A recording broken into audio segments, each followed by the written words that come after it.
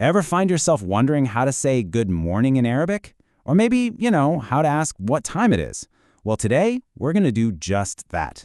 We're going to take a quick, super fun journey into the basics, and we'll do it all through the eyes of a young boy named Omar. So let's dive right in. Okay, so we're jumping right in with a total classic. You'll hear this everywhere. It's Sabah al-Khair, which is, you guessed it, good morning. And this is literally the first thing our guide for today, Omar, hears when he wakes up. It's just such a warm, friendly way to start the day, you know?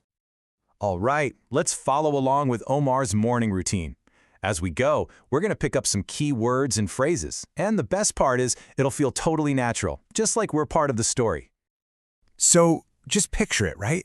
Sunlight is streaming through the window, you can hear birds singing, and then Omar wakes up to his mom's warm greeting. It's just a really peaceful, inviting way to kick off the day, totally centered around family. And check out Omar's reply, because this is just beautiful. He says, Sabah an Nur, which literally translates to morning of light. How cool is that? It's a super common response, and it's so poetic. It just turns a simple good morning into something, well, special. Okay, so after that really nice moment, Omar sits up, takes a look at his clock, and says to himself, As-sa'a as-sabiya. And bam, just like that, he's told us the time. So as-sa'a means the hour, and as-sabiya means the seventh. Put them together, and it's 7 o'clock. Simple. He knows it's time to get ready for school, which is al-madrasa in Arabic. But first, something that's way more important. Al-futur, that's breakfast, and it's with his family. It's a small thing, but it really shows you how central family is right from the start of the day. And when he gets to the kitchen, wow, the table is just covered with amazing food. You've got fresh bread, or khubz, some hot tea, which they call shai. There's cheese, jubin, olives, zaytun, and even a little bit of honey, or asal. I mean, what a simple but absolutely perfect way to get your day going. So he sits down, and his dad greets him with another one of these super essential phrases. Kaifa haluka ya Omar? How are you, Omar? And Omar's reply is just as common. Ana bikhair alhamdulillah. This means, I am fine, praise be to God. You will hear this response all the time. It's just a really common, polite way to answer. Okay, so let's pause Omar's story for just a second. To really get how he talks about his day, we got to understand the tools he's using. So let's take a quick look at the building blocks, the things that give his world structure, numbers, and the days of the week. All right, these numbers, they are the absolute foundation for everything, from telling time, like Omar did, to just counting stuff. Let's quickly go through 1 to 10. We've got wahid, ifnan, thalatha, arba, khamsa, sitta, saba, thamania, tisa, and ashara. Seriously, getting these down is your first huge step. And now for the days of the week. And what's super fascinating here is how they're connected to the numbers we just learned. The week actually starts on Sunday al-Ahad, which comes from the word for one.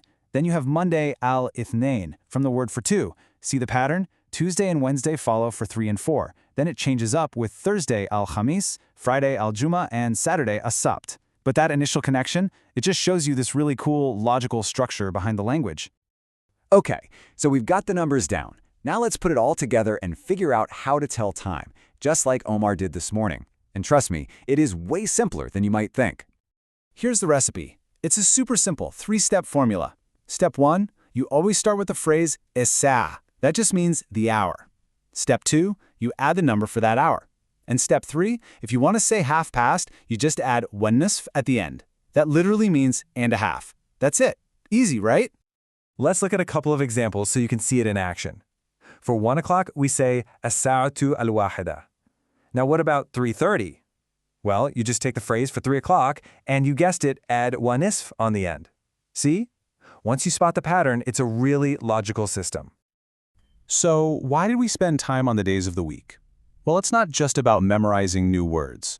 Knowing them actually unlocks a much deeper understanding of the whole rhythm of daily life in a lot of Arabic-speaking countries. And that's why this stuff really, really matters. Okay, so this is a big one. You can see the difference right here. Many of us are used to that Monday to Friday work week, right? Well, in a huge part of the Arab world, the week actually runs from Sunday to Thursday. That means the weekend is Friday and Saturday, and that is a super important cultural difference to keep in mind. And Friday, or al-Jumu'ah, has a really special significance. It's the main day of rest, it's often a day for prayer, and just like we saw with Omar's morning, it's for huge family gatherings, usually over a big meal. It kind of brings our whole story full circle, doesn't it? It connects the language we're learning directly back to family and culture. And that brings us to our last thought, and it's a question for you. Ma hua yomu al-yom. That means, what day is it today? So using those days of the week we just went over, how would you answer that in Arabic? It's a perfect way to start practicing right now. Thanks so much for joining us on this little journey into the basics of Arabic.